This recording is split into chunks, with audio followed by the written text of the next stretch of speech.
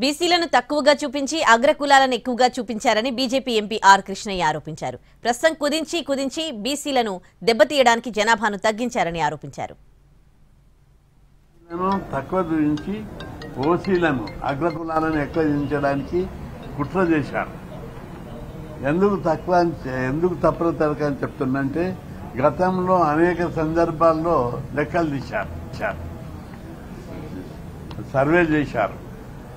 కేసీఆర్ ముఖ్యమంత్రి ఉన్నప్పుడు కుటుంబ సర్వే, సమగ్ర సర్వేలు తీశారు. అప్పుడు అందులోపల బీసీల జనాభా 52% ఉన్నట్టు తేలింది.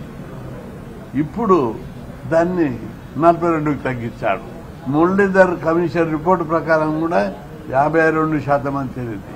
మండల్ కమిషన్ ప్రకారము 56% అని లెక్కలున్నాయి. కానీ ఇప్పుడు దాన్ని కుదించి లెక్కలు తీసి ఇప్పుడు మాయ చేయడానికి, బీసీల మీ పొట్టగొట్టడానికి, బీసీ రిజర్వేషన్ దెబ్బతీయడానికి